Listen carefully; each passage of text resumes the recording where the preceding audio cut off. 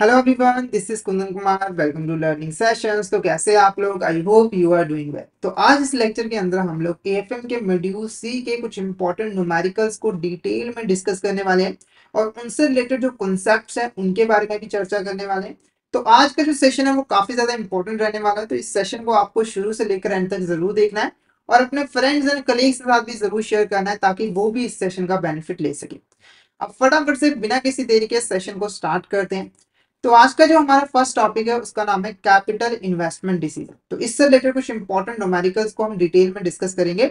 तो सबसे पहले समझते हैं कि कैपिटल इन्वेस्टमेंट डिसीजंस होते क्या हैं। तो देखो, किसी भी कंपनी को बहुत सारे लॉन्ग टर्म प्रोजेक्ट्स और एसेट्स में इन्वेस्टमेंट करनी होती है।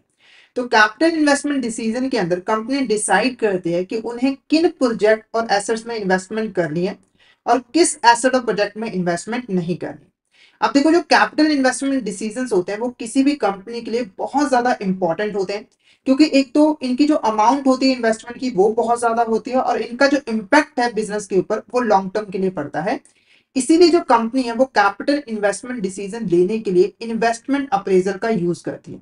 अब ये इन्वेस्टमेंट अप्रेजल क्या होता है? तो देखो, किसी भी कंपनी के पास बहुत सारे ऐसे प्रोजेक्ट्स होते हैं, एसेट्स होते हैं जहां पर वो इन्वेस्टमेंट कर सकती है। पर क्योंकि कंपनी के पास फाइनेंशियल रिसोर्सेस लिमिटेड होते हैं, इसीलिए उन्हें जो है प्रोजेक्ट और एसेट्स में से चॉइस करनी पड़ती है, यानी कि एक बेस्ट प्रोजेक्ट जो है वो सिलेक्ट करना होता है। इन्वेस्टमेंट अप्रेजल के अंदर एक कंपनी जो है डिफरेंट डिफरेंट प्रोजेक्ट और एसेट्स का इवोल्यूशन करती है, उनका एनालिसिस करती है, ताकि उनमें से वो बेस्ट प्रोजेक्ट को जो है वो सिलेक्ट कर सके, जिससे कंपनी को ज्यादा से ज्यादा बेनिफिट मिले, ज्यादा से ज्यादा प्रॉफिट अर्न करे कंपनी, और कंपनी के जो फाइनेंशियल ऑब्जेक्टिव्स हैं वो यहाँ पर अचीव हो सके। जैसे एग्जांपल की आप मान के चलिए, यहाँ पर एक कंपनी एक्स है, ठीक है। इसके पास तीन प्रोजेक्ट है, ए बी और सी। इसके अंदर जो इन्वेस्टमेंट की अमाउंट है वो भी सेम है, 50,000 रुपए, ठीक है। तो अब ये सिर्फ एक ही प्रोजेक्ट में इन्वेस्टमेंट कर सकती है, तो उन्होंने क्या किया, इन तीनों प्रोजेक्ट का इवैल्यूएशन किया, एनालिसिस किया कि इसकी कॉस्ट कितनी है, कितना हमें प्रॉफिट मिलेगा, रिस्क कितना है, और उसके बेस पर उसने देखा कि जो प्रोजेक्ट बी है ये कंपनी को सबसे ज्यादा जो है वो प्रॉफिट प्रोवाइड करेगा और इसके अंदर जो रिस्क है वो भी यहाँ पर जो है वो कम है और हमारे जो फाइनेंशियल ऑब्जेक्टिव है वो भी अचीव हो जाएंगे। तो कंपनी ने क्या किया, इस प्रोजेक्ट को सिलेक्ट कर लिया और इसमें इन्वेस्टमेंट कर दी, ठीक है। तो ये जो तीनों प्रोजेक्ट की इवैल्यूएशन की गई है, एनालिसिस किया गया है, इसी को हम इन्वेस्टमेंट अप्रेजल जो है वो कहते हैं। तो अगर आप मीनिंग देखोगे, इन्वेस्टमेंट अप्रेजल एक ऐसी प्रोसेस होती है जिसके अंदर हम डिफरेंट डिफरेंट प्रोजेक्ट की प्रॉफिटेबिलिटी, वेबिलिटी को चेक करते हैं, एग्जामिन करते हैं, ताकि उसके बेसिस पे हम इन्वेस्टमेंट डिसीजन जो है वो ले सकें। अब बात करते हैं मेथड्स ऑफ इन्वेस्टमेंट अप्रेजल की। तो देखो, कंपनीज के पास बहुत सारे मेथड्स होते हैं जिनका यूज करके वो इन्वेस्टमेंट अप्रेजल करती है। मेनली हम उन मेथड्स को टू कैटेगरी में डिवाइड कर सकते हैं। एक होता है डिस्काउंटेड मेथड और एक होता है हमारा नॉन डिस्काउंटेड मेथड, ठीक है। अब देखो, इन दोनों मेथड के अंदर जो मेन डिफरेंस होता है वो होता है time value of money concept को मानना और ना मानना। इसका मतलब क्या हुआ? तो देखो, फाइनेंस के अंदर एक हमारा इंपॉर्टेंट कॉन्सेप्ट होता है टाइम वैल्यू ऑफ मनी। इस कॉन्सेप्ट के अकॉर्डिंग आपके पास आज के टाइम में जो पैसा पड़ा हुआ है और वही सेम पैसा अगर आपको फ्यूचर में मिलता है तो उसकी वैल्यू सेम नहीं रहती। जैसे अगर मान के चले एक पर्सन है, उसके पास आज के टाइम में 10,000 रुपए है, ठीक है, और उसे 5 सालों के बाद यहाँ पर 10,000 रुपए मिलेंगे। तो जो हमारा time value of money concept है, इसके अकॉर्डिंग जो एक पर्सन के पास आज के टाइम में 10,000 रुपए ना, इसकी वैल्यू ज्यादा है उस 10,000 से जो कि यहाँ पर 5 सालों के बाद मिलने वाला है। ऐसा क्यों होता है? तो देखो, आज के टाइम में जो आपके पास पैसा पड़ा है उसको आप कहीं इन्वेस्ट कर सकते हो, जिससे आप अर्न कर सकते हो और पैसे की जो वैल्यू है समय के साथ बढ़ा सकते हो। जैसे अगर एक पर्सन ने इसे मान के चलिए 10,000 रुपए को ही इन्वेस्ट कर दिया और उसे 10% की यहाँ पर रिटर्न मिल रही है हर साल, तो हर साल उसे 1,000 रुपए मिलेगा, ठीक है।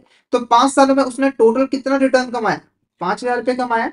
और इस 10,000 की जो वैल्यू होगी 5 सालों के बाद कितनी हो जाएगी? 15,000 रुपए। तो आप देख सकते हो कि आज के टाइम में जो हमारे पास पैसा पड़ा हुआ है उसकी वैल्यू ज्यादा होती है अगर वही सेम पैसा हमें फ्यूचर में मिलता है।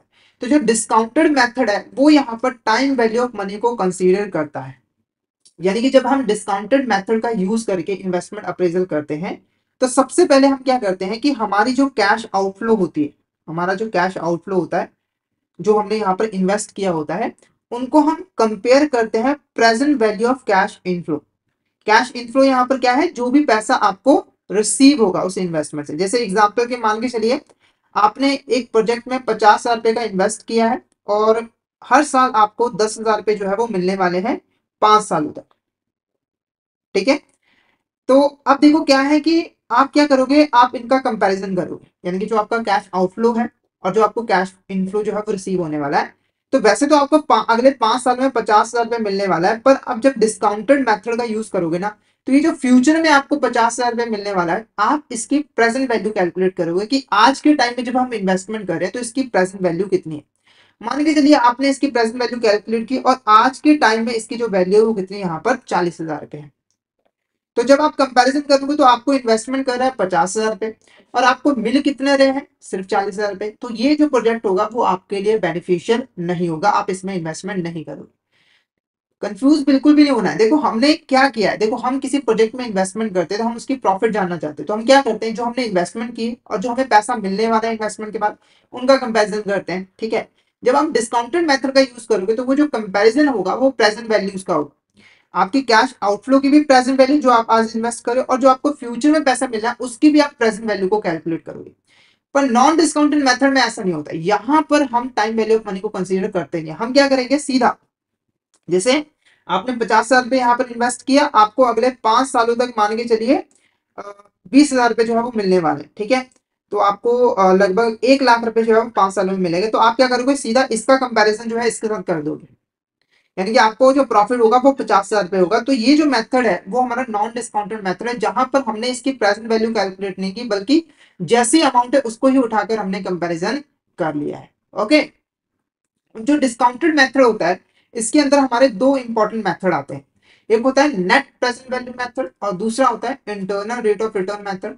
और नॉन डिस्काउंटेड मेथड के अंदर भी हमारे दो मेथड्स आते हैं, पे बैक पीरियड मेथड और accounting rate of return method. ठीक है, दोनों मेथड के बीच में डिफरेंस बस इतना ही है कि ये जो मेथड है वो टाइम वैल्यू ऑफ मनी को कंसीडर करता है और जब कंपैरिजन करता है तो फ्यूचर वैल्यू की पहले प्रेजेंट वैल्यू कैलकुलेट करता है फिर कंपैरिजन करके पता लगाता है। पर यहां पर ऐसा नहीं होता है, जो हमें फ्यूचर में पैसा मिलने वाला है उसको हम एज इट इज उठा लेते हैं और उसी का कंपैरिजन जो है वो कर लेते हैं। ओके, एक एक करके इन मेथड्स को हम डिटेल में डिस्कस करेंगे। सबसे पहले बात करते हैं यहाँ पर नेट प्रेजेंट वैल्यू मेथड, जो कि हमारा एक डिस्काउंटेड मेथड है। नेट प्रेजेंट वैल्यू मेथड के अंदर जब हम इन्वेस्टमेंट अप्रेजल करते हैं तो सबसे पहले इन्वेस्टमेंट की, जो हम यहाँ पर इन्वेस्टमेंट कर रहे हैं किसी प्रोजेक्ट में, उसकी नेट प्रेजेंट वैल्यू जो है वो कैलकुलेट की जाती है। अब ये नेट प्रेजेंट वैल्यू यहाँ पर क्या होता है, तो देखो जब आप किसी प्रोजेक्ट में इन्वेस्टमेंट करते हो, जैसे एग्जांपल के लिए आपने यहाँ पर एक प्रोजेक्ट में इन्वेस्टमेंट किया जहां पर आपने 50,000 रुपए इन्वेस्ट किए। ठीक है, और अगले 5 सालों तक आपको 20-20 हजार रुपए जो है वो मिलने वाले हैं, यानी कि आपको टोटल 5 सालों में 1 लाख रुपए जो है वो मिलने वाला है। ठीक है, तो देखो जो आपका कैश आउटफ्लो हुआ है, यानी कि जो आपने पैसा इन्वेस्ट किया वो 50,000 रुपए है और उस इन्वेस्टमेंट से आपको जो कैश इनफ्लो होगा, जो पैसा मिलेगा वो कितना मिलेगा, 1 लाख रुपए। और ध्यान में रखना कि ये जो 1 लाख रुपए है ये आपको फ्यूचर में मिलने वाला है। ठीक है, अब आपको नेट प्रेजेंट वैल्यू कैलकुलेट करनी है, वो कैसे निकलेगी, तो देखो ये जो फ्यूचर में आपको कैश इनफ्लो 1 लाख रुपए मिलने वाला है, आप इसकी पहले प्रेजेंट वैल्यू कैलकुलेट करोगे कि आज के टाइम में इसकी प्रेजेंट वैल्यू कितनी है। जैसे एग्जाम्पल में मान के चलिए 1 लाख रुपए की आज के टाइम में जो प्रेजेंट वैल्यू है वो कितनी हमारी यहाँ पर 80,000 रुपए। ठीक है, फिर ये जो हमारी प्रेजेंट वैल्यू है कैश इनफ्लो की, इसमें से जो आपने इनिशियल इन्वेस्टमेंट की थी, यानी कि जो आपका कैश आउटफ्लो था, उसे आप जो है वो माइनस कर दोगे। तो इनिशियल इन्वेस्टमेंट आपकी यहाँ पर कितनी है, 50,000। ठीक है, जब आप माइनस करोगे तो आपका जो नेट प्रेजेंट वैल्यू है वो कितना आ जाएगा, यहाँ पर 30,000 रुपीज जो है वो आ जाएगा। ठीक है, तो इस मेथड के अंदर सबसे पहले आपको नेट प्रेजेंट वैल्यू जो है वो कैलकुलेट करनी है। उसके बाद क्या करना है, तो देखो अगर तो आपका नेट प्रेजेंट वैल्यू पॉजिटिव आया, जैसे इस इन्वेस्टमेंट में अगर आप इन्वेस्टमेंट करते हो तो आपका नेट प्रेजेंट वैल्यू जो है वो पॉजिटिव आया, तो आपको प्रोजेक्ट में इन्वेस्टमेंट करना है। और अगर ये नेगेटिव आ जाता है, जैसे अगर मान के चलिए कि आप प्रेजेंट वैल्यू कैलकुलेट करते और आपकी प्रेजेंट वैल्यू सिर्फ 40,000 रुपए आती, तो यहाँ पर जो डिफरेंस आता वो 10,000 रुपए का आता, पर ये माइनस में होता, तो यहाँ पर आपको नुकसान हो रहा है, यहाँ पर आप इन्वेस्टमेंट नहीं करोगे। आई होप आपको जो नेट प्रेजेंट वैल्यू मेथड है वो अच्छे तरीके से क्लियर हो गया होगा। अब इससे रिलेटेड प्रैक्टिकल क्वेश्चन देखते हैं। तो देखो, एक company purchases a machine, it will cost 20,000 and it will produce a cash inflow 7,000, 7,500, 800, 8,000 and for next 3 years what will be the net present value if the discount rate is 10%। ठीक है, तो हमें यहाँ पर नेट प्रेजेंट वैल्यू जो है इस asset की कैलकुलेट करनी है। तो देखो सबसे पहली चीज, अगर नेट प्रेजेंट वैल्यू आपको चाहिए तो आपको जो कैश इनफ्लोस फ्यूचर में रिसीव होने वाले हैं उनकी प्रेजेंट वैल्यू जो है वो कैलकुलेट करनी है। ठीक है, पहले साल आपको मिलेगा 7,000 रुपए, फिर आपको 7500, फिर आपको 8,000 रुपए। ये है फ्यूचर वैल्यू जो आपको फ्यूचर में मिलने वाली है। ठीक है, अब आपको इनकी प्रेजेंट वैल्यू कैलकुलेट करनी है। प्रेजेंट वैल्यू कैसे कैलकुलेट होती है, तो देखो उसके लिए हमें प्रेजेंट वैल्यू इंटरेस्ट फैक्टर को कैलकुलेट करना होता है, जिसका सिंपल सा फॉर्मूला होता है 1/1 + i⁻n, जहां पर i हमारा इंटरेस्ट रेट है जो कि इस क्वेश्चन के अंदर 10% गिवन है, और n है नंबर ऑफ पीरियड, यानी कि कितने सालों के बाद आपको पैसा मिल रहा है। तो यहाँ पर n हमारा कितना हुआ, 1 हुआ। उसके बाद यहाँ पर 2 सालों के बाद पैसा मिल रहा है तो 2 हो गया, और यहाँ पर 3 सालों के बाद मिल रहा है तो यहाँ पर 3 हो गया। ठीक है, तो n की वैल्यू हमने पुट अप कर दी। अब इसकी हमें इसको यहाँ पर सॉल्व कर लेना है। तो जब इसको आप सॉल्व करोगे या डिवाइड करोगे तो आपको जो फर्स्ट ईयर का net present value interest factor है वो है 0.090, उसके बाद 0.826, और उसके बाद है 0.751। ठीक है, अब जब प्रेजेंट वैल्यू इंटरेस्ट फैक्टर आप कैलकुलेट करते हो तो सिंपली आपको कैश इनफ्लो को इसके साथ मल्टीप्लाई करोगे तो आपका प्रेजेंट वैल्यू निकल कर आ जाएगा। तो 7,000 को जब आप 0.909 के साथ मल्टीप्लाई करते हो तो आपका जो प्रेजेंट वैल्यू है वो 6363 आएगा। ऐसे ही सेकेंड ईयर का जो 7,500 है उसकी प्रेजेंट वैल्यू कितनी आएगी, 600,195, और जो 8,000 आपको मिलेगा उसका है यहाँ पर 6,008। ये आपकी तीनों सालों की जो प्रेजेंट वैल्यू है वो हमने यहाँ पर कैलकुलेट कर लिया। अगर आपको टोटल प्रेजेंट वैल्यू यहाँ पर जाननी है तो इसको टोटली आपको प्लस कर देना। तो 63 प्लस 6,195 फिर 6,008, तो ये आपका कितना आ जाएगा यहाँ पर 18,566। ठीक है, 18,566। ये हमने यहाँ पर sum of present value of cash inflow जो है वो कैलकुलेट कर ली है। अब इसमें से जो कैश आउटफ्लो था आपका 20,000 रुपए, उसे आप जो है वो माइनस कर दीजिए। तो जब हम इसको 20,000 को माइनस करेंगे तो आपका आंसर आएगा -40,134, यानी कि 1,434 करेक्ट आंसर रहेगा। तो option B is the correct answer. तो हमने यहाँ पर नेट प्रेजेंट वैल्यू जो है वो आसानी से कैलकुलेट कर लिया, वो है -1,434। ठीक है, अब मेरा आपसे एक सिंपल सा क्वेश्चन है कि क्या आपको इस प्रोजेक्ट में इन्वेस्टमेंट करनी चाहिए या फिर नहीं करनी चाहिए। तो फटाफट से मुझे चैट बॉक्स में मैसेज करके बताइए कि क्या आप इस प्रोजेक्ट में इन्वेस्टमेंट करेंगे। फटाफट से बता दीजिए।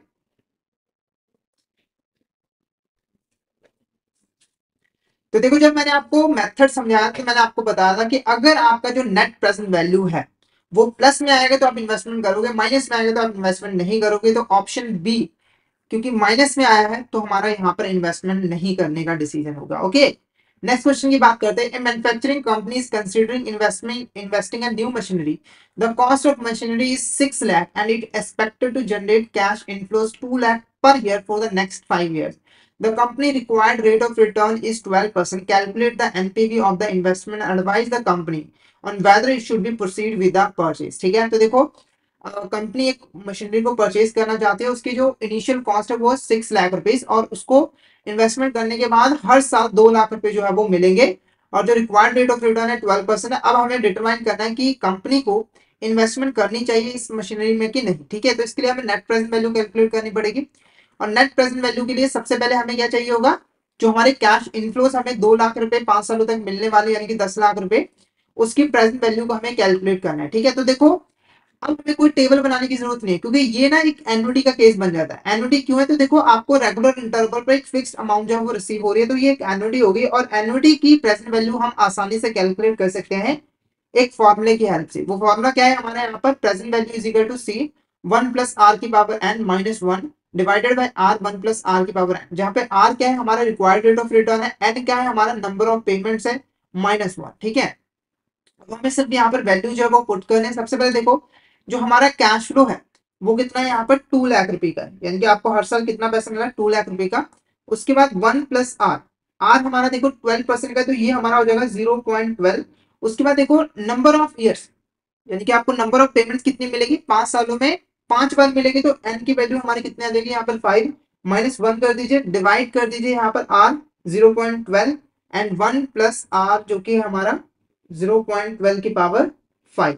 ठीक है, अब इसे हमें करना है सॉल्व, तो ये आ जाएगा 2 लाख रुपीज। उसके बाद देखो इसकी वैल्यू अगर हम पुट करें तो ये आ जाएगी 1.12 की पावर 5 -1 डिवाइडेड बाय 0.12 1.12 की पावर 5। ठीक है, अब हमें सिंपली इसको सॉल्व करना है। पहले हम ये जो पावर वाली वैल्यू इसको सॉल्व कर लेते हैं। तो 1.12 की पावर 5 हम कैसे कैलकुलेट करेंगे, तो आपको कैलकुलेटर के ऊपर सबसे पहले 1.12 यहाँ पर टाइप करना है, उसके बाद मल्टीप्लिकेशन का साइन एक बार ऑलरेडी हमारे पास है, तो 4 बार इज इक्वल टू का साइन और यहाँ पर प्रेस करना है। तो यहाँ पर 2 3 4 5, तो ये आ गया हमारा 1.76। ठीक है, तो इसकी वैल्यू हमने 1.76 जो है वो कैलकुलेट कर लिया। तो यहाँ पर हम इसको सॉल्व कर लेते हैं नेक्स्ट क्वेश्चन को। तो ये आ गया 2 लाख रुपीज। उसके बाद यहाँ पर हमारा 1.76 माइनस 1 डिवाइडेड बाय 0.12, यहाँ पर भी हमारा 1.76 जो है वो आ जाएगा 1.76। तो सबसे पहले हम इसको माइनस कर देते हैं। तो इसको अगर हम माइनस करें तो ये आ जाएगा आपका 0.76। ठीक है, अब इसको अगर आप सॉल्व करो तो 0.12 को आपको मल्टीप्लाई करना है 1.76 के साथ, तो ये आ जाएगा आपका 0.21। 0.21 जो है वो आ जाएगा। ठीक है, अब इसको आपको डिवाइड करना है। 0.76 को आपको डिवाइड करना है 0.21 के साथ, तो ये आपका आ जाएगा 3.61। ठीक है, तो ये 2 लाख इंटू आपका 3.61। ओके, अब इसको आपको सिंपली मल्टीप्लिकेशन करना है 2 लाख के साथ। 2 लाख इंटू 3.61, तो ये आपका आ जाएगा यहाँ पर 7,22,000। 7,22,000, यानी कि आपकी जो present value of cash inflows है वो है 7,22,000। अब आपको क्या करना है, नेट प्रेजेंट वैल्यू कैलकुलेट करना है। इसके लिए आपको क्या करना पड़ेगा, जो आपका present value of cash inflow है 7,22,000, इसमें से आपको माइनस करना पड़ेगा जो आपकी इनिशियल कॉस्ट थी, वो थी 6 लाख रुपए की। ठीक है, जो आप जब आप इसको माइनस करोगे तो 7,22,000 में से आपको यहाँ पर माइनस करना है 6 लाख रुपीज। तो ये आ जाएगा आपका 1,22,000। 1,22,000। ठीक है, 1,22,000 हमारा आ जाएगा। ठीक है, तो यहाँ पर जो हमारा सबसे नजदीक की जो वैल्यू होगी वो हमारी होगी यहाँ पर ऑप्शन बी। ऑप्शन बी जो है वो हमारा करेक्ट आंसर जो है वो रहेगा। ये आपका क्या है, नेट प्रेजेंट वैल्यू है। अब ये थोड़ा सा जो डिफरेंस हुआ है वो डेसिमल की वजह से हो गया। ठीक है, तो अगर आपका डिफरेंस आए तो आपको घबराना नहीं है, डेसिमल की वजह से हो जाता है। तो आपको जो नजदीक की वैल्यू है वो सिलेक्ट कर लेनी है। तो सबसे नजदीक की वैल्यू हमारा 1,20,000 है, तो उसको हमने यहाँ पर सिलेक्ट जो है वो कर लिया है। अब आपको एडवाइस देने की कंपनी को इसमें इन्वेस्टमेंट करनी चाहिए या फिर नहीं करनी चाहिए। तो देखो, नेट प्रेजेंट वैल्यू जो है वो हमारा प्लस में आया है, यानी कि पॉजिटिव आया, तो यहाँ पर हमें इन्वेस्टमेंट जो है वो कर देनी चाहिए। तो ऑप्शन भी हमारा क्या रहेगा, यहाँ पर करेक्ट आंसर जो है वो रहेगा।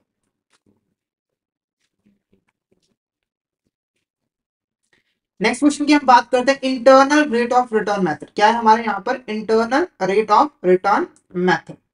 अब internal rate of return method क्या है, सबसे पहले देखो इंटरनल रेट ऑफ रिटर्न क्या है वो समझो।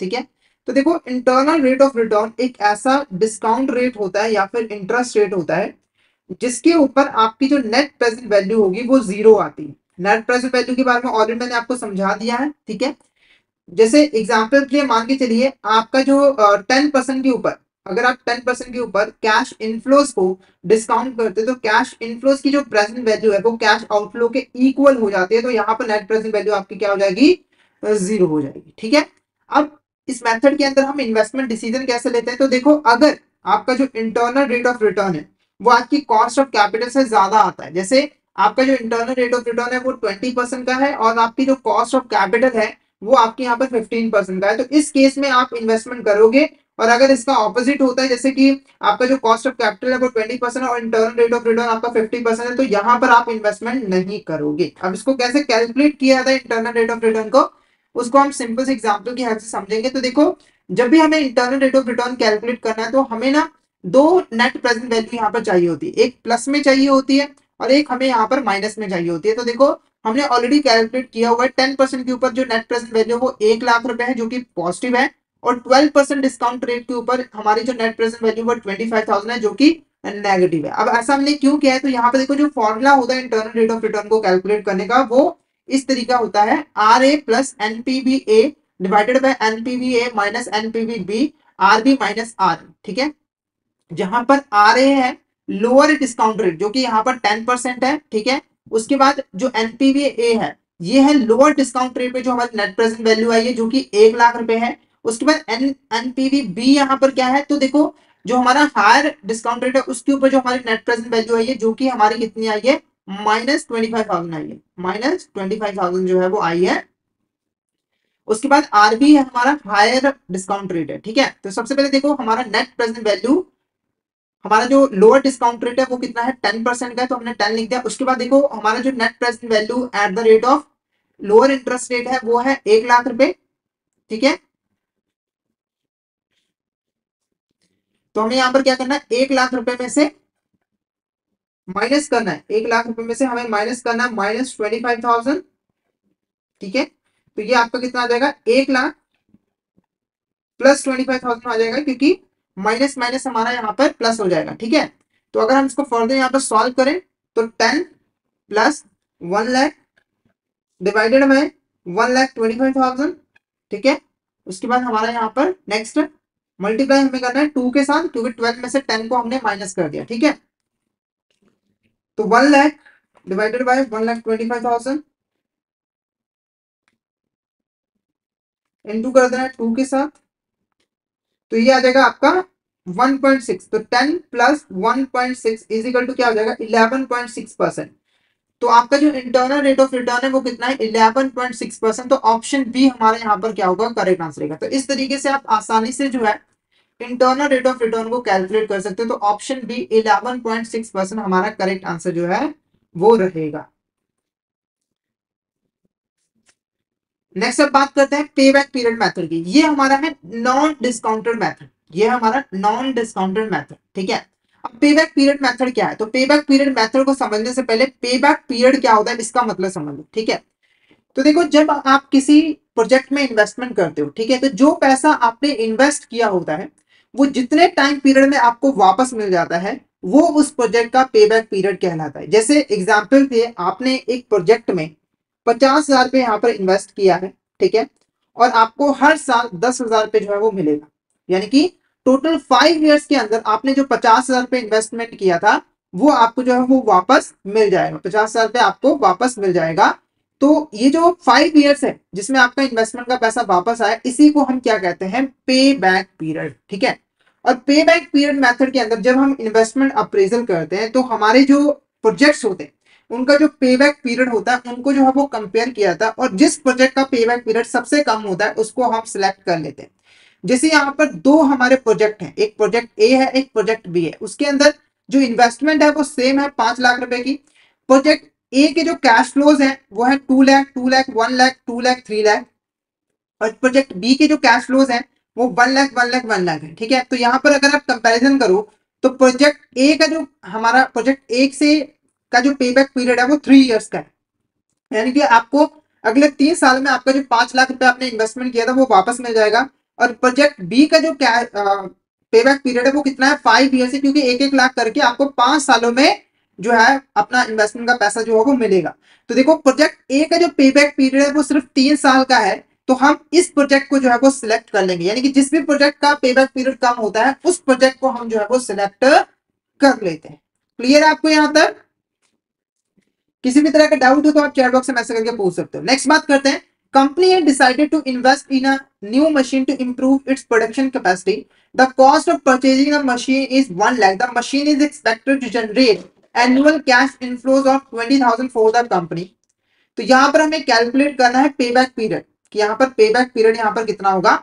तो देखो कंपनी ने जिस मशीन में यहाँ पर इन्वेस्ट किया है, टोटल इन्वेस्टमेंट कितनी है यहाँ पर, 1,00,000 रुपए की है, और उसको हर साल 20,000 रुपए यहाँ पर मिलेगा।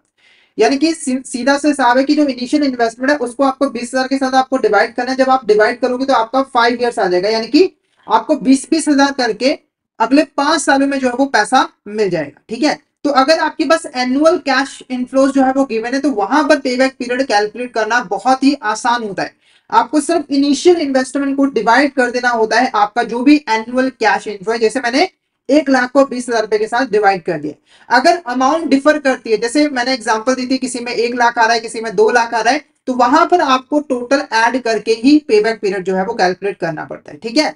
उसके बाद एक और यहाँ पर इंपॉर्टेंट केस स्टडी जो है वो डिस्कस करते हैं। तो कंपनी ए यहाँ पर 2 पोटेंशियल प्रोजेक्ट में इन्वेस्टमेंट करना चाहती है, ठीक है, मतलब कि उनको इवेल्युएट करिए ताकि उसमें से एक प्रोजेक्ट को सिलेक्ट करके वो इन्वेस्टमेंट कर सके। एक है प्रोजेक्ट एक्स और एक है हमारा प्रोजेक्ट वाई, ठीक है। डिटेल्स क्या है, तो इनिशियल इन्वेस्टमेंट कितनी है, 1,50,000 रुपए की प्रोजेक्ट एक्स में, और जो एनुअल कैश इनफ्लो है वो 30,000 रुपीज का है। प्रोजेक्ट वाई में जो इनिशियल इन्वेस्टमेंट है वो 2 लाख रुपए की है और एनुअल कैश इनफ्लो कितना है यहाँ पर 50,000 रुपए का है। तो यहाँ पर अगर हमें इन दोनों में से एक सिलेक्ट करना है तो हमें इनका कंपैरिजन करना पड़ेगा, उसके लिए इनका पेबैक पीरियड जो है वो कैलकुलेट करना पड़ेगा। तो 1,50,000 को हमें डिवाइड करना है 30,000 के साथ, ताकि हमारा प्रोजेक्ट एक्स का जो है पेबैक पीरियड जो है वो कैलकुलेट हो जाए। तो 1,50,000 को आपको डिवाइड करना है 30,000 के साथ, तो ये आपका आ जाएगा 5 ईयर्स, यानी कि 5 सालों में आपका जो 1,50,000 रुपए वो आपको वापस मिलेगा। तो इसका पेबैक पीरियड कितना है, 5 ईयर्स है। ओके, उसके बाद नेक्स्ट इनिशियल इन्वेस्टमेंट कितनी है, यहाँ पर 2 लाख रुपीज की है, और जो हमारा कैश इनफ्लो है वो कितना है हमारा 50,000 रुपीज का है, 50,000 रुपीज का है। तो इसको अगर आप कैलकुलेट करो तो 2 लाख डिवाइडेड बाय 50,000, तो ये कितना आ गया 4 ईयर्स, यानी कि 4 ईयर्स आपका यहाँ पर क्या है, पे बैक पीरियड है 4 ईयर्स, ठीक है। तो आप ही यहाँ पर बताइए कि आप किस प्रोजेक्ट में इन्वेस्टमेंट करोगे, प्रोजेक्ट एक्स में या फिर प्रोजेक्ट वाई में। फटाफट से इसका आंसर बता दीजिए, फटाफट से यहाँ पर इसका आंसर बता दीजिए कि आप किस प्रोजेक्ट में यहाँ पर इन्वेस्टमेंट करना पसंद करोगे, फटाफट से बता दीजिए।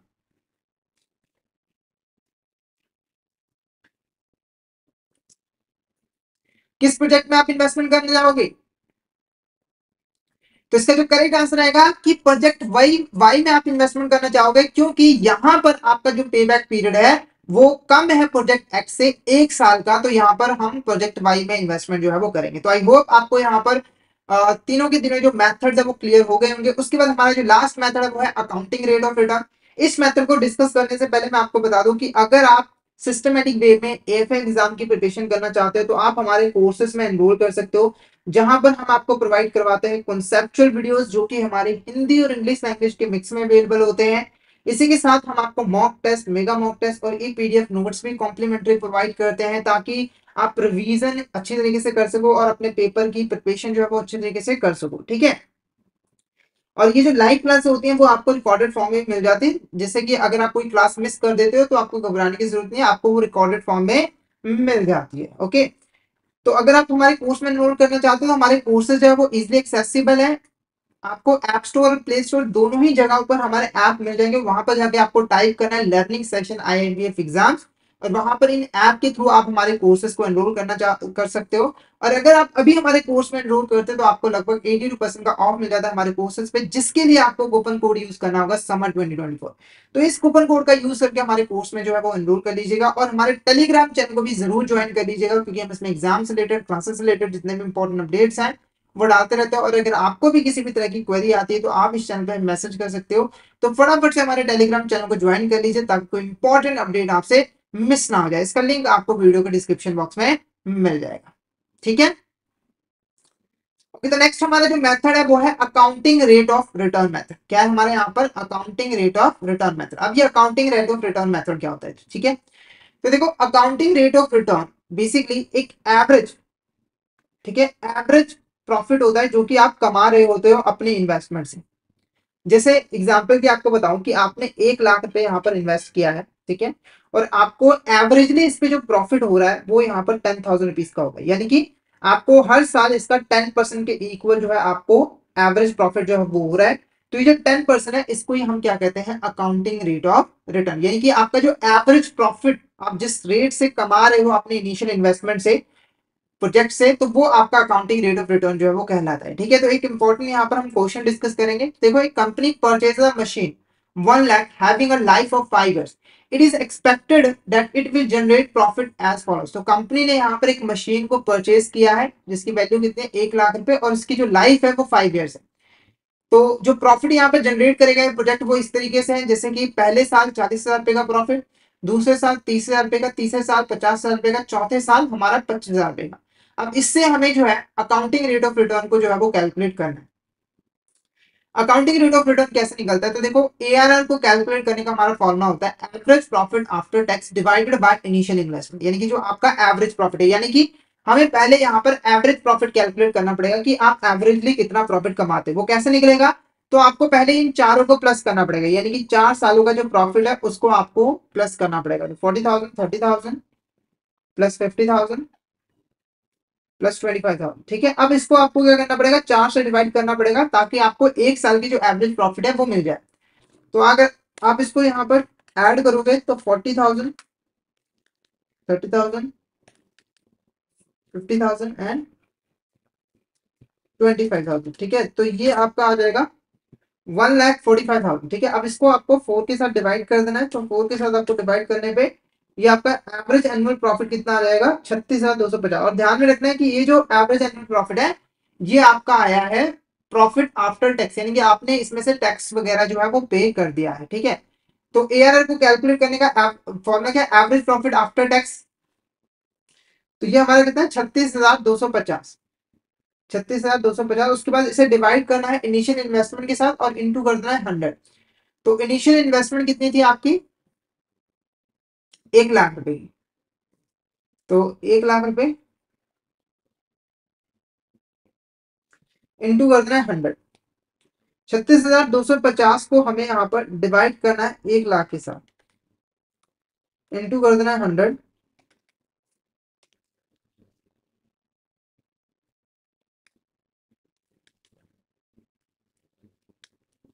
तो ये आपका आ जाएगा यहाँ पर 36.25%। ये कितना आ जाएगा आपका 36.25% जो है वो करेक्ट आंसर जो है वो रहेगा। तो ऑप्शन डी हमारा क्या होगा, करेक्ट आंसर रहेगा। तो यहाँ पर हमने आसानी से अकाउंटिंग रेट ऑफ रिटर्न को जो है वो कैलकुलेट कर लिया है। ठीक है, तो अगर आपको यहाँ पर किसी भी तरह का डाउट हो तो आप चैट बॉक्स में मैसेज करके पूछ सकते हो। और अगर आपको क्लियर हो गया तो एक बार मैसेज करके जरूर बता दीजिएगा कि आपको यहाँ तक क्लियर हो गया। ठीक है, फटाफट से यहाँ पर बता दीजिएगा। All is clear. तो ये हमारे कुछ इंपॉर्टेंट क्वेश्चंस थे जो कि यहाँ पर कैपिटल इन्वेस्टमेंट डिसीजन से रिलेटेड थे। तो आई होप आपको यहाँ तक क्लियर हो गया होगा। अगर आपको किसी भी तरह का डाउट आता है तो आप चैट बॉक्स में मैसेज करके पूछ सकते हो। ठीक है, और एक और बात यहाँ पर कि जब हम एआरआर का यूज करते हैं तो हम क्या करते हैं, इसको कंपेयर करते हैं अपने रिक्वायर्ड रेट ऑफ रिटर्न के साथ। यानी कि अगर हमारा जो अकाउंटिंग रेट ऑफ रिटर्न है वो रिक्वायर्ड रेट ऑफ रिटर्न से ज्यादा होगा तब हम इन्वेस्टमेंट करेंगे, अदरवाइज हम इन्वेस्टमेंट नहीं करेंगे। जैसे आपका जो रिक्वायर्ड रेट ऑफ रिटर्न है वो 12% है। ठीक है, और जो एआरआर है वो कितना 10% है। तो यहाँ पर अकाउंटिंग रेट ऑफ रिटर्न जो है रिक्वायर्ड रेट ऑफ रिटर्न से कम है 2%। तो यहाँ पर हम इन्वेस्टमेंट जो है वो नहीं करेंगे। ओके, नेक्स्ट क्वेश्चन हमारे यहाँ पर देखो क्या है, manufacturing company is evaluating an investment project with an initial investment of 6 lakh. The project is expected to generate average annual profit after tax is 90,000 for the next 8 years. Calculate the ARR for the project and determine whether it meets the company's minimum required rate of return which is 12%। ठीक है, तो यहाँ पे देखो सबसे पहले हमें calculate करना पड़ेगा अकाउंटिंग रेट ऑफ रिटर्न। वो कैसे निकलेगा, तो जो आपका एवरेज प्रॉफिट आफ्टर टैक्स है वो है आपका 90,000 रुपीज। ठीक है, और उसे आपको डिवाइड करना है इनिशियल इन्वेस्टमेंट के साथ जो कि है 6 लाख रुपए। उसके बाद इंटू करना है 100। तो जब आप इसको सॉल्व करोगे तो 90,000 डिवाइडेड बाय 6 लाख इंटू 100, तो ये आपका आ जाएगा 15%। यानी कि जो आपका अकाउंटिंग रेट ऑफ रिटर्न है वो आपका है 15%। ठीक है, अब देखो जब आप accounting rate of return method का यूज करते हो तो आप basically accounting rate of return को जो रिक्वायर्ड रेट ऑफ रिटर्न है उसके साथ कंपेयर करते हो। जैसे यहाँ पर जो रिक्वायर्ड रेट ऑफ रिटर्न है वो कितना है 12%, यानी कि कंपनी को मिनिमम 12% का रिटर्न चाहिए ही चाहिए। क्योंकि हमारा अकाउंटिंग रेट ऑफ रिटर्न यहाँ पर कितना है 15%, यानी कि हम एवरेज एनुअल प्रॉफिट 15% का कमा रहे हैं। तो ये जो प्रोजेक्ट होगा वो एक्सेप्टेबल होगा, यानी कि हम इस प्रोजेक्ट में जो है वो इन्वेस्टमेंट करेंगे। तो ऑप्शन ए हमारा यहाँ पर क्या होगा, करेक्ट आंसर जो है वो रहेगा। ठीक है, तो यहाँ पर हमारा जो कैपिटल इन्वेस्टमेंट डिसीजन का जो टॉपिक है वो यहाँ पर ओवर होता है। आई होप आपको यहाँ तक क्लियर हो गया होगा। अगर आपको इसमें किसी भी तरह का डाउट आता है तो आप चैट बॉक्स में मैसेज करके पूछ सकते हैं। नेक्स्ट जो हमारा टॉपिक है वो है फॉरेन एक्सचेंज अरिथमेटिक। ये काफी इंपॉर्टेंट यहाँ पर टॉपिक है। अभी फॉरेन एक्सचेंज अरिथमेटिक है क्या, देखो फॉरेन एक्सचेंज अरिथमेटिक एक ऐसा मैकेनिज्म होता है जिसके थ्रू हम एक देश की करेंसी को दूसरे देश की करेंसी के साथ एक्सचेंज करते हैं, कन्वर्ट करते हैं। जैसे कि एग्जांपल के मान के चलिए कि जो इंडियन रुपीज है उनको हमने डॉलर के साथ जो है वो कन्वर्ट कर लिया है, यानी कि एक्सचेंज कर लिया है। तो ये पॉसिबल कैसे हो पाया है, फॉरेन एक्सचेंज अरिथमेटिक की वजह से। फॉरेन एक्सचेंज अरिथमेटिक के अंदर एक हमारा एक्सचेंज रेट होता है। ठीक है, एक्सचेंज रेट वो रेट होता है जिस रेट के ऊपर हम एक देश की करेंसी को दूसरे देश की करेंसी के साथ जो है वो एक्सचेंज करते हैं। जैसे एग्जाम्पल के लिए USD INR is equal to 82 rupees. तो ये हमारा क्या है, एक एक्सचेंज रेट है। और ये एक्सचेंज रेट क्या बता रहा है कि अगर आपको 1 USD चाहिए तो आपको 82 रुपीज जो है वो पे करने पड़ेंगे, यानी कि 1 USD के इक्वल हमारे 82 रुपीज आते हैं। ओके, अब इससे रिलेटेड प्रैक्टिकल क्वेश्चन हम देखेंगे। बेसिकली ये जो लेक्चर है वो हमारा न्यूमेरिकल क्वेश्चन का है, ज्यादा हम थ्योरी यहाँ पर डिस्कस नहीं करेंगे। तो क्वेश्चन देखो क्या है, an exporter in India manufactures and sells machinery to a buyer in United State. तो एक एक्सपोर्टर है जो कि इंडिया के अंदर है, वो मशीनरी को मैन्युफैक्चर करता है और यूनाइटेड स्टेट्स के अंदर जो है वो सेल करता है। ठीक है, तो एक मशीनरी यहाँ पर शिप की गई है और उसका जो एक्सपोर्ट बिल है वो $10,000 का है। इसका मतलब बायर ने $10,000 की यहाँ पर पेमेंट जो है वो की है। अब क्योंकि देखो जो हमारा सेलर है यानी कि जो एक्सपोर्टर है वो इंडिया के अंदर अपना बिजनेस करता है, तो उसे यूएस डॉलर को इंडियन रुपीज में कन्वर्ट करना जरूरी है ताकि वो उसे पेमेंट लोकल करेंसी में मिल सके। ठीक है, तो जो एक्सपोर्टर है उसने ये जो एक्सपोर्ट बिल है वो एक बैंक को यहाँ पे जो है वो सबमिट करवा दिया है ताकि वो उसको इंडियन रुपीज में जो है वो कन्वर्ट कर सके। नॉर्मली हमारे देश के अंदर जो करेंसी को कन्वर्ट करने का काम करते हैं वो कमर्शियल बैंक से यहाँ पर करते हैं। ठीक है, ज्यादातर जो एंट्रीज होती हैं। तो करंट एक्सचेंज रेट कितना है, 1 USD is equal to 71.54 and 60। How much will the exporter receive in INR। तो सबसे पहले देखो ये जो करंट एक्सचेंज रेट दिया हुआ है इसको समझो। इसको मैं ऐसे लिखता हूं, USD/INR इज इक्वल टू हमारा 71.54। ठीक है, तो यहाँ पे देखो ये जो 71.54 है ये हमारा है बाय प्राइस, बाइंग प्राइस, यानी कि इस प्राइस के ऊपर डॉलर को खरीदा जाता है, और ये है हमारा सेलिंग प्राइस 71.60। ये हमारा क्या है यहाँ पर सेलिंग प्राइस है। ठीक है, अब हमें कैलकुलेट करना है कि एक्सपोर्टर को कितना यहाँ पर रुपीज जो है वो मिलेगा। तो सबसे पहले आपको ध्यान में रखना है कि जब भी हम करेंसी को कन्वर्ट करते हैं तो हमेशा हमें बैंक के पॉइंट ऑफ व्यू से सोचना है कि बैंक यहाँ पर क्या कर रहा है। जैसे कि एक्सपोर्टर क्या कर रहा है, यूएस डॉलर को सेल कर रहा है बैंक को ताकि वो रुपीज ले सके, और बैंक एक्सपोर्टर से यूएस डॉलर परचेज कर रहा है। तो यहाँ पर हमें बाइंग रेट लेना है, यानी कि हमारा जो रेट होगा एक्सचेंज रेट वो होगा 71.54। ठीक है, अब देखो 1 USD इजिकल टू है हमारा 71.54। तो 10,000 USD इजिकल टू क्या होगा, सिंपली आपको 10,000 को 71.54 के साथ मल्टीप्लीकेशन कर देनी है। बहुत ईजी है। तो 10,000 को आपको मल्टीप्लाई करना है 71.54 के साथ, तो ये आपका आ जाएगा 7,15,400। ठीक है, तो पहले आपको समझ में आना चाहिए कि करेंसी पेयर क्या होता है। ठीक है, और उसके अंदर कौन सा रेट आपको लेना है। तो हमेशा आपको बैंक के पॉइंट ऑफ व्यू से यहाँ पे सोचना है। तो आपका जो करेक्ट आंसर रहेगा वो रहेगा option A, 7,15,500 is the correct answer, 400 sorry. उसके बाद नेक्स्ट क्वेश्चन देखो, an Indian exporter specialise in producing textiles and has a secured deal to sell them buyer in United State. तो इंडियन एक्सपोर्टर जो है textile यहाँ पे cell करता है और उसने यूनाइटेड स्टेट्स के अंदर उसको यहाँ पे जो है वो सेल किया है। उसको जो एक्सपोर्ट का जो टोटल वैल्यू मिला है वो कितना मिला है, 10,000 रुपए, यानी कि इसको जो पेमेंट मिली है वो 10,000 रुपए डॉलर्स है। अब सेम उसे इंडियन रुपीज में वो कन्वर्ट करना चाहता है और उसने उसे बैंक के पास जो है वो डिपॉजिट करवा दिया है। ठीक है, अब यहाँ पर जो एक्सचेंज रेट है वो कितना है, 1 rupee is equal to 0.0122 USD। ठीक है, तो यहाँ पर देखो क्वेश्चन आपको सेम लग रहा होगा, पर डिफरेंस क्या है यहाँ पर मैं आपको बता दूं कि हमारे पास जो यहाँ पर कोड गिवन है करेंसीज की वो इनडायरेक्ट कोड जो है वो गिवन है। अब जिनको इनडायरेक्ट कोड का मतलब नहीं पता, तो देखो जब हम किसी करेंसी कोड के अंदर ये डिस्क्राइब करते हैं कि एक डोमेस्टिक करेंसी के इक्वल फॉरेन करेंसी की वैल्यू कितनी है, तो वो हमारा इनडायरेक्ट कोड जो है वो कहलाता है। ठीक है, अब जिन्होंने थ्योरी पढ़ी हुई है फॉरेन एक्सचेंज अरिथमेटिक की उसे यहाँ पर पक्का पता होगा। ठीक है, मैं फिर भी आपको बता दिया। यहाँ पर क्या हो रहा है कि अगर हम इंडिया की बात करें तो हमने दिखाया है कि इंडिया के 1 रुपए के इक्वल डॉलर की कितनी वैल्यू, तो ये हमारा इनडायरेक्ट कोड है। ठीक है, तो जब भी इनडायरेक्ट कोड का क्वेश्चन आता है, जैसे फर्स्ट क्वेश्चन में ऐसा कोई चक्कर नहीं था, आपको सिंपल 1 USD इजिकल टू रुपए की वैल्यू दी हुई थी, वो डायरेक्ट कोड था, तो यहाँ पे कोई एडजस्टमेंट करने की जरूरत नहीं थी।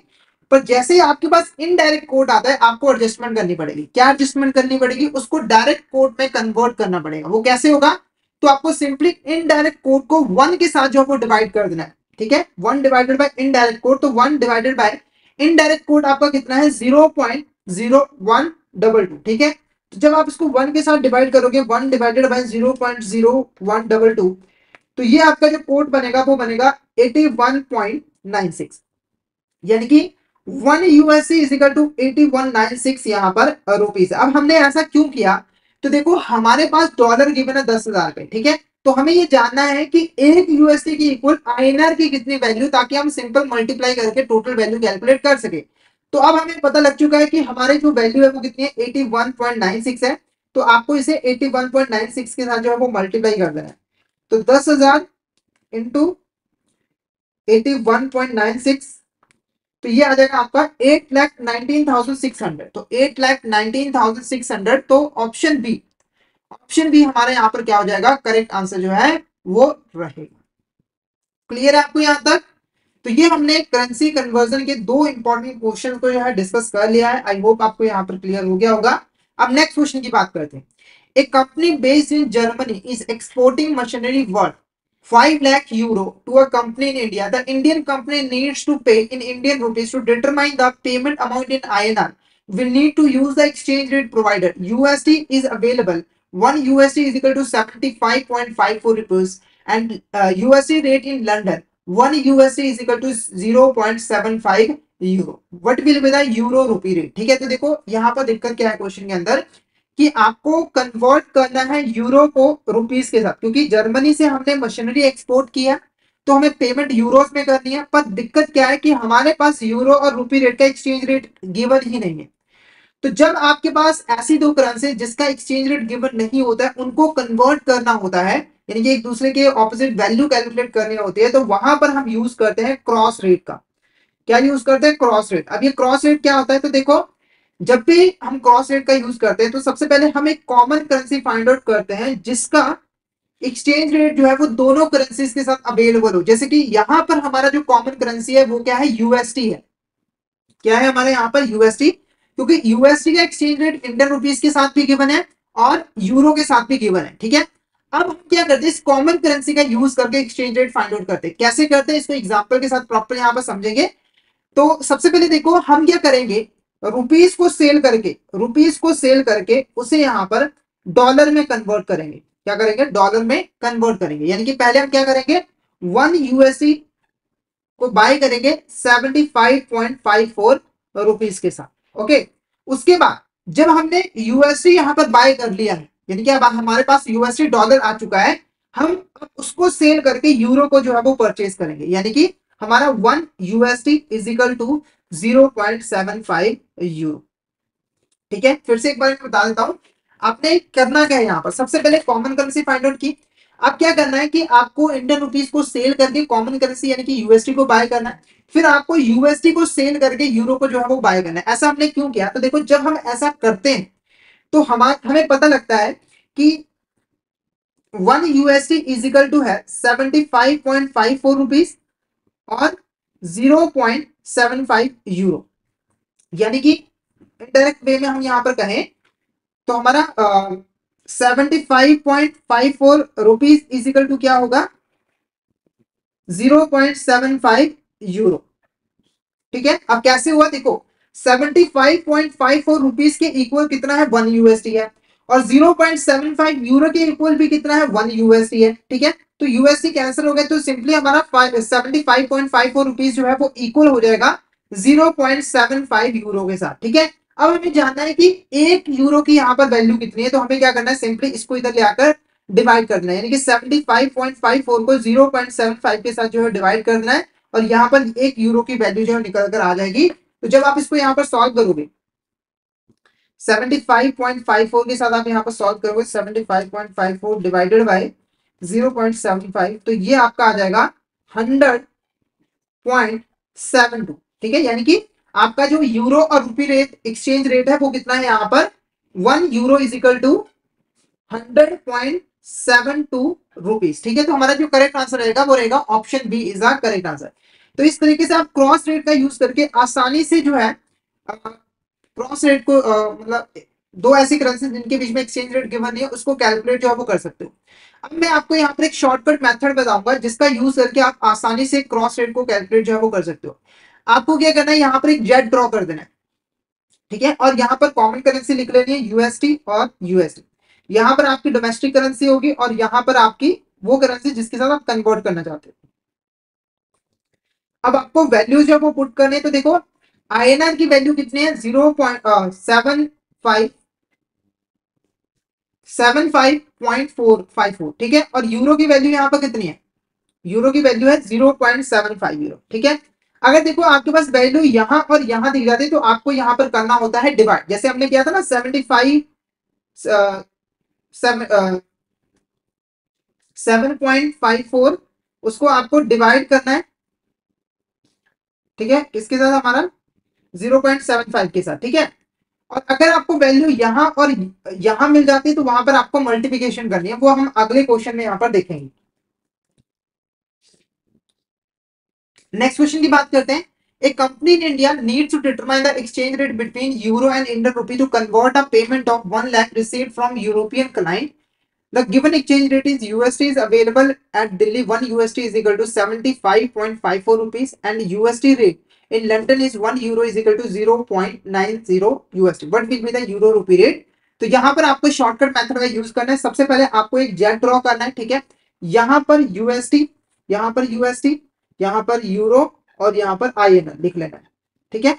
अब वैल्यूज पुट कर देना। सबसे पहले देखो यहाँ पर आपके पास आईएनआर की वैल्यू गिवन है, वो है 75.54 और यहाँ पर आप देखोगे तो आपके पास यूरो की वैल्यू नहीं गिवन है, आपके पास यूएसडी की वैल्यू गिवन है 0.90। तो जब आपके पास वैल्यू यहाँ और यहाँ आ जाती है तो आपको करना होता है मल्टीप्लाई, यानी कि 0.90 को आपको मल्टीप्लाई करना है 75.54 के साथ। जब आप इसको मल्टीप्लाई करोगे 0.90 इंटू 75.54 तो ये आपका आ जाएगा 0.90 इंटू 75.54 तो ये आपका आ जाएगा 68.13, ठीक है। तो हमारा जो करेक्ट आंसर रहेगा 68.13, तो ये हमारा ऑप्शन बी जो है सबसे नजदीकी वैल्यू, तो ऑप्शन बी जो है वो करेक्ट आंसर रहेगा। अब इसको हम दूसरे तरीके से भी सॉल्व कर सकते हैं। दूसरा तरीका यहाँ पर क्या है कि आपको सिंपली क्या करना है, देखो 1 यूएसडी इज इक्वल टू कितना है 75.54, ठीक है। अब आपको क्या करना है, ये जो आपको इनडायरेक्ट कोड गिवन है इसको डायरेक्ट कोड में कन्वर्ट कर लेना है, यानी कि 1 यूरो को हमें 1 यूएसडी इज इक्वल टू कितना यूरो है वो आपको कैलकुलेट करना है। वो कैसे होगा, तो सिंपली आपको 1 के साथ 0.90 को डिवाइड कर देना है। तो 1 को जब आप 0.90 के साथ डिवाइड करोगे तो ये आ जाएगा 1.11, यानी कि आपका यहाँ पर कितना आ जाएगा 1 USD is equal to 1.11 euro, okay. तो यहाँ पर हमारा जो 75.54 है वो इक्वल है 1.11 यूरो के, ठीक है। अब इसको इधर ले आना है 75.54 divided by 1.11 is equal to 1 euro, ठीक है। तो ये कितना आ जाएगा 75.54 डिवाइडेड बाय 1.11, तो ये आपका आ जाएगा 68.05, ठीक है। तो यहाँ पर आपका जो करेक्ट आंसर रहेगा वो ऑप्शन बी ही रहेगा। तो यहाँ पर हमने फॉरेन एक्सचेंज अरिथमेटिक और कैपिटल इन्वेस्टमेंट डिसीजन से रिलेटेड कुछ इंपॉर्टेंट न्यूमेरिकल्स को डिस्कस कर लिए। तो आई होप आपको यहाँ तक क्लियर हो गया होगा। अगर आपको किसी भी तरह का डाउट आता है तो आप चैट बॉक्स में मैसेज करके पूछ सकते हो, और अगर आपको क्लियर हो गया तो एक बार मैसेज करके जरूर बता दीजिएगा कि आपको यहाँ तक क्लियर जो है वो हो गया, ठीक है। तो आज के लिए इतना ही। अगर सेशन अच्छा लगा तो सेशन को लाइक कर देना, हमारे चैनल को सब्सक्राइब कर देना और शेयर जरूर कर देना अपने फ्रेंड्स के साथ, कलीग्स के साथ, ताकि वो भी सेशन का बेनिफिट ले सके। तो आज के लिए इतना ही, मिलते हैं नेक्स्ट क्लास में। Thank you so much everyone.